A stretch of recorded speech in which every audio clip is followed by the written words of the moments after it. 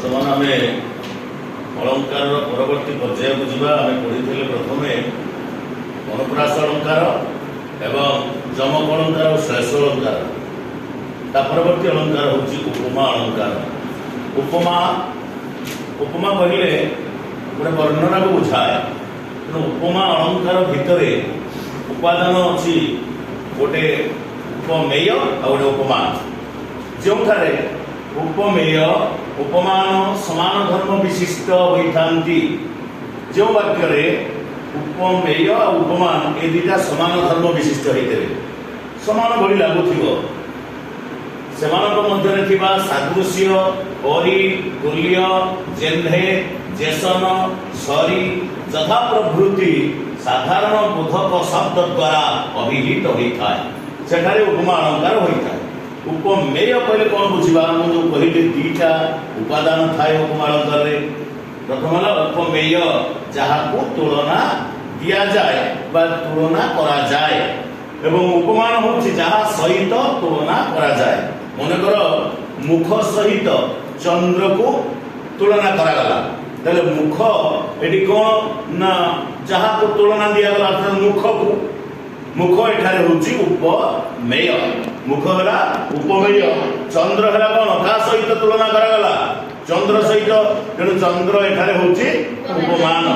तेल उपमेय उपमान उभय सादृश्य परि जना पड़ुथे समान भली जना पड़ुथे से समान शब्द कौ शब्द द्वारा से संयोग होते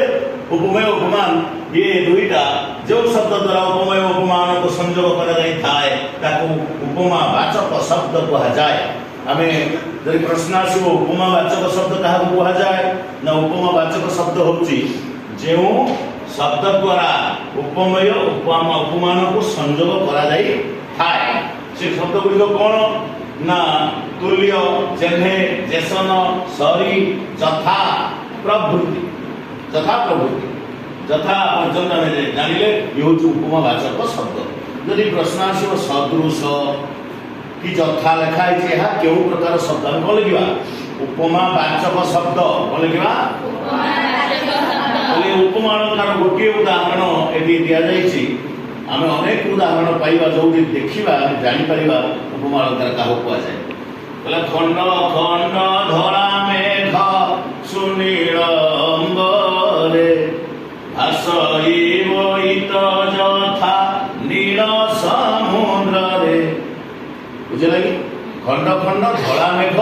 सुनील अंबरे देख ये आकाश सहित अंबर मान कौन आकाश आकाश सहित समुद्र को तुलना कर खंड खंड धरा मेघ सुनील अंबरे भासईत जथा नील समुद्र खंड खंड धरा मेघ आकाश रे धरा मेघ गुड़िक खंड खंड हो भासुची केमी भासुची माने सी है उपमेय उपमान किए ना भासईत जथा जथा उपमावाचक शब्द संयोग होती भासईत जथा नील समुद्र आकाश में खंड खंड धरा मेघ जमी भासुची समुद्र रे जो पूरी भाषे किए ना बोईत नील समुद्र रे बोईत बहुत बोईत भाषिला परी आकाश रे खंड खंड धड़ा मेघ भासुअछि ये ऊपर धारी ऊपर वाक्य तल वाक्य सहित सादृश्यता रहउछि समानता रहउछि एवं एथे उपमावाचक शब्द होछि जथा बुझले कि ये जथा शब्द द्वारा ये संयोगीकरण करागला ताले आमे भल भाबरे उपमा अलंकार को पढ़ा अभ्यास करवा उपमा अलंकार क्या कहुए उपमा अलंकार कौ उपादान अच्छी उपमेय क्या कहुए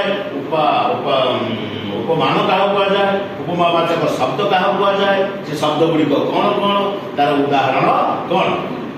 संपूर्ण भाव में मन रखिकी पर क्लास को आसो। Thank you.